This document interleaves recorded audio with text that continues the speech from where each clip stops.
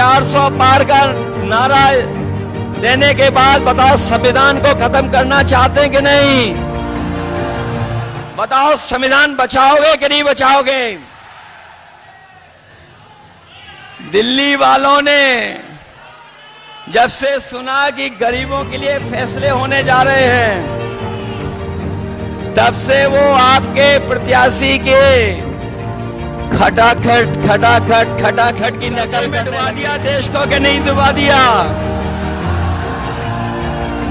और अब ये जनता कह रही है इनसे, अब जनता इनसे कह रही है कि अब आपको हटा देंगे फटाफट फटाफट फटाफट। जो कहते थे कि न खाएंगे न खाने देंगे, बताओ वो सब डकार गए कि नहीं डकार गए?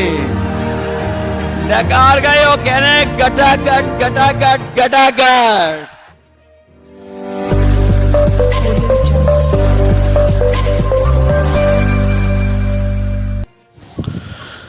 अखिलेश यादव ने रायबरेली सीट पर राहुल गांधी के लिए वोट मांगा। ये भाषण बहुत चर्चे में इसलिए भी है क्योंकि यहाँ पर उन तमाम मुद्दे को उठाया गया जो वर्तमान में दिखाई देती है। उन्होंने महंगाई पर, बेरोजगारी पर तथा जिस तरीके से पेट्रोल बढ़ रहा है उस पर भी तंज कसा। साथ ही अमेठी के जिक्र करते हुए सिलेंडर वाली सरेंडर कर दिए करके उन्होंने व्यंग भी कसा। बता दें कि 20 तारीख को 5वें चरण की मतदान होना है और इसके लिए पूरी तरीके से टक्कर देने वाली सीट रायबरेली से राहुल गांधी को जीतने का दावा किया है। उन्होंने 10 साल बीजेपी के और कांग्रेस के पिछले 50 साल की तुलना करते हुए जनता को साधने की भरसक कोशिश की। आया हूं जहां से मैं चल करके आया हूं, लगातार मुझे सड़कों पर जन सैलाब दिखाई दे रहा है जो अभी मैदान में नहीं पहुंच पाया है। इस मैदान में जहां पंडाल है, पंडाल के बीच मुझे लोग दिखाई दे रहे हैं। दाईं तरफ जहां कहीं छाया नहीं है, अपना गमछा सर पे रख करके, और दूर बाईं तरफ ये जो जन सैलाब दिखाई दे रहा है, ये आज फैसला कर रहा है कि राहुल गांधी जी न केवल जीतेंगे बल्कि देश की रिकॉर्ड जीतों में ये रायबरेली शामिल होने जा रहा है। और ये जन सैलाब बता रहा है, ये जन सैलाब ने रायबरेली की राय तय कर दी है। रायबरेली की यही राय है, भाजपा यहां से जाए। हम लोग अक्सर भाषणों में सुनते हैं हर जगह पर, देश के एक नेता हैं जो हर जगह पर अपना झूठा रिश्ता निकाल लेते हैं।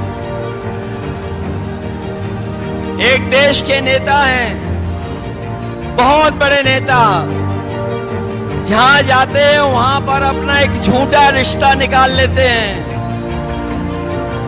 वो भी देखने और सुनने कि राहुल गांधी जी का सच्चा रिश्ता रायबरेली से है।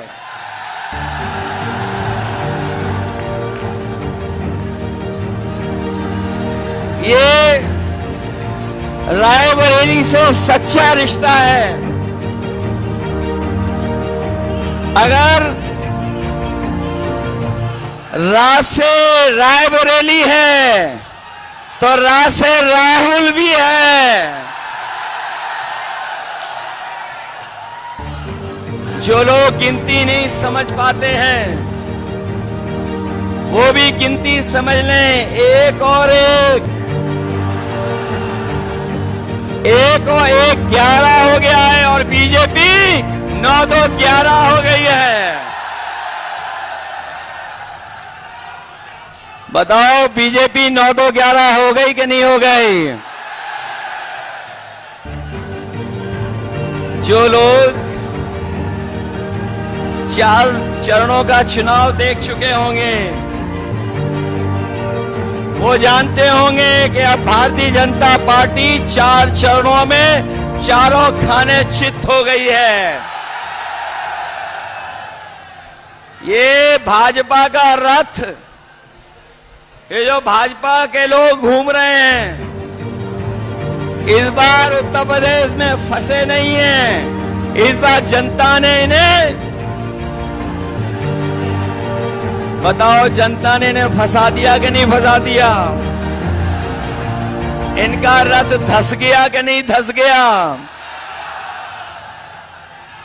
और याद रखना, ये बीजेपी वाले वही लोग हैं जो किसानों के ऊपर 4 काले कानून लागू कर रहे थे। काले कानून लागू कर रहे थे, याद है कि नहीं याद है?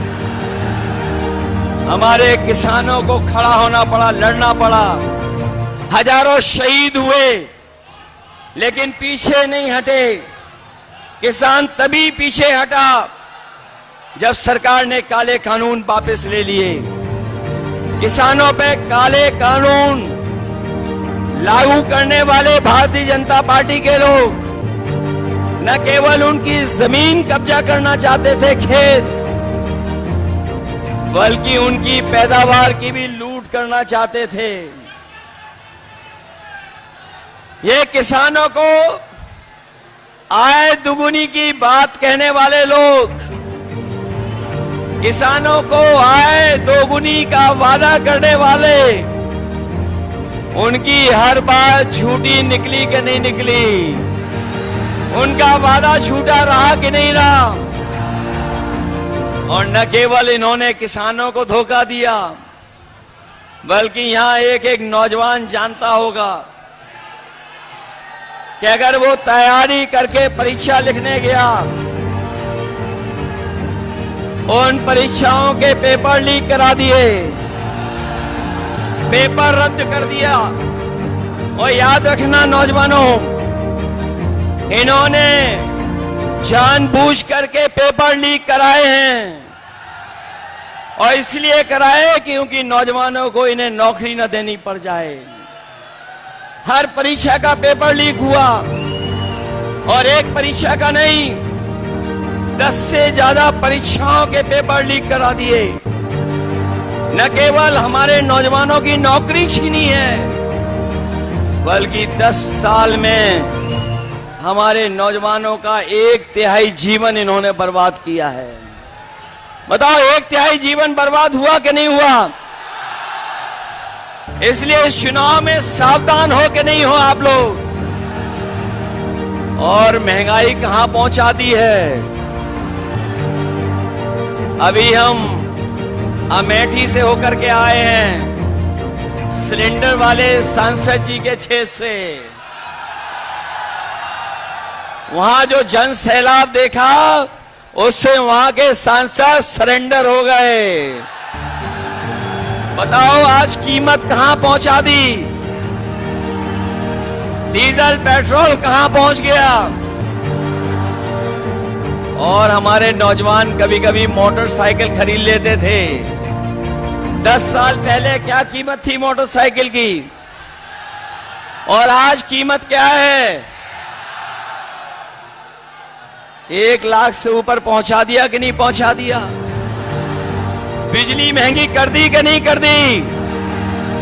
इन्होंने बिजली नहीं बनाई, ना सब स्टेशन लगाए, ना कोई सुविधा दी।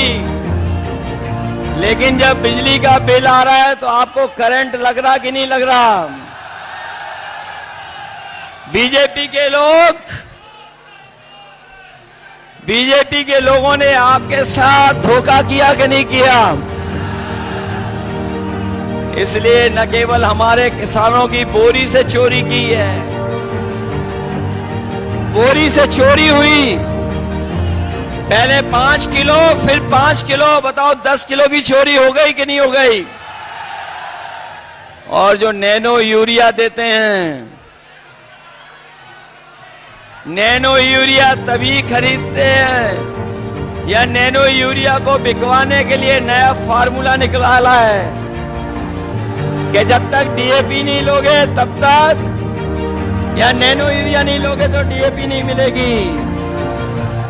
ये सुनने में आ रहा है जिसने नैनो यूरिया बनाई वो भी भारत छोड़ के चला गया।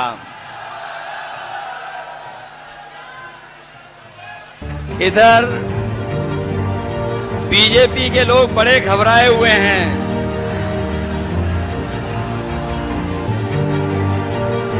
ये बीजेपी के लोग बड़े घबराए हुए हैं और दिल्ली वालों ने जब से सुना है कि इंडिया गठबंधन गरीबों के लिए फैसले ले रहा है, ये दिल्ली वालों ने जब से सुना है, दिल्ली वालों ने जब से सुना कि गरीबों के लिए फैसले होने जा रहे हैं, तब से वो आपके प्रत्याशी के खटाखट खटाखट खटाखट की नकल करने लगे हैं। वो कह रहे हैं कि हम लोग विदेश चले जाएंगे, लेकिन हमारे देश की जनता जागरूक है। वो जानती है कि उन्होंने कुछ साल पहले ही अपने खासम खास लोगों को एक के बाद एक, एक के बाद एक विदेश भेजने का काम किया था। बताओ, उनके जो मित्रगण थे या साथी थे, एक के बाद एक खटाखट खटाखट खटाखट विदेश भाग गए कि नहीं भाग गए?